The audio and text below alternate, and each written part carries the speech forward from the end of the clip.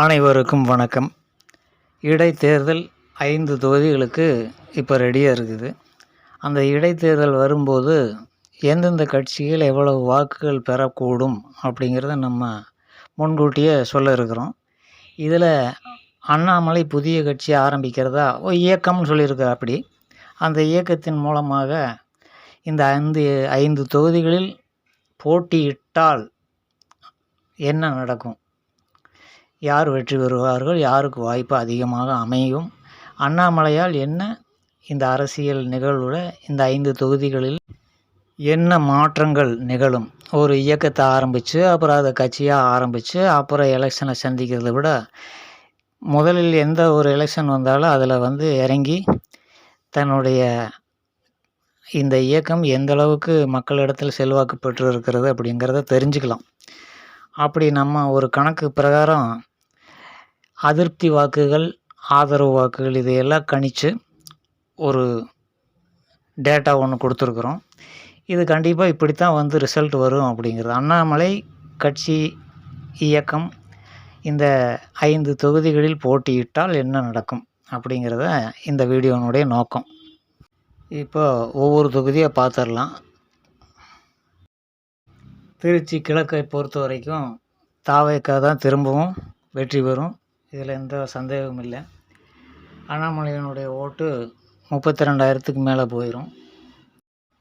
தாராபுரத்தை பொறுத்த வரைக்கும் என்னதான் கூட்டணி கட்சிகள் இல்லாமல் தனியாக திமுக நின்றாலும் கூட 57,000 வாக்குகள் பெற்று அதுதான் வெற்றி பெறும்.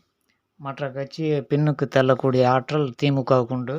தாராபுரத்தை பொறுத்த வரைக்கும் அண்ணாமலை பெருவாரியான ஓட்டுகளை பிரிக்கிறதுனால இந்த நிகழ்வு நடைபெறும். அண்ணாமலை 43,000 வாக்குகள் பெறலாம் அப்படிங்கிறது தெரிய வருது. பெருந்துறையை பொறுத்த வரைக்கும் திமுகவுக்கு தான் வாய்ப்பு அதிகம். அது 54,000 ஓட்டுகளுக்கு மேலே பெற்று அது வெற்றி வாய்ப்பை பெறும் அப்படிங்கிறது உறுதியாக நம்ம சொல்கிறோம். இப்போ இந்த கட்சிகளில் இதே போல் நின்றால் அண்ணாமலை பங்கெடுத்தால் இது நிகழுங்கிறத இந்த கணக்கு. மதுராந்தகத்தை பொறுத்த வரைக்கும் திமுகவுக்கு தான் வாய்ப்பு. திமுகவினுடைய ஓட்டுகள் கணிசமாக அப்படியே கிடைக்கக்கூடிய வாய்ப்பு தான் எப்போவுமே நிகழும். கூட்டணியினுடைய அமைப்பு மற்ற கட்சிகளினுடைய கூட்டணிகளினுடைய அமைப்பை பொறுத்து தான் திமுகவினுடைய வாக்கு வெற்றியா தோல்வியாங்கிறது நம்ம நிர்ணயிக்க முடியும். அப்படி பார்க்கும் பொழுது மதுராந்தகத்துலேயும் திமுக தான் வெற்றி பெறும் இடைத்தேர்தலில். இதை நம்ம பார்க்க தான் போகிறோம்.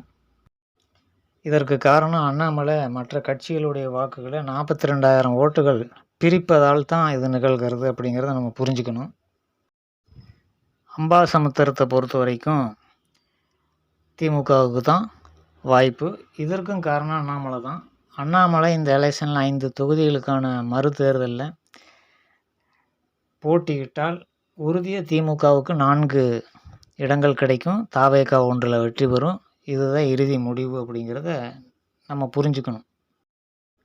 அப்படி பார்க்கும் பொழுது தாவேக்கா 1, திமுக 4 இடங்களில் இந்த இடைத்தேர்தலில் வெற்றி பெறக்கூடிய வாய்ப்புகள். அண்ணாமலை எலெக்ஷனில் நின்னான், அந்த இயக்கம் எலெக்ஷனில் பங்கெடுத்தால் இது போன்ற நிகழ்வு வரும். அண்ணாமலை பங்கெடுக்கலைன்னா திரும்பவும் குளறுபடியான ஒரு வாக்களிப்பு முறை தான் வரும்.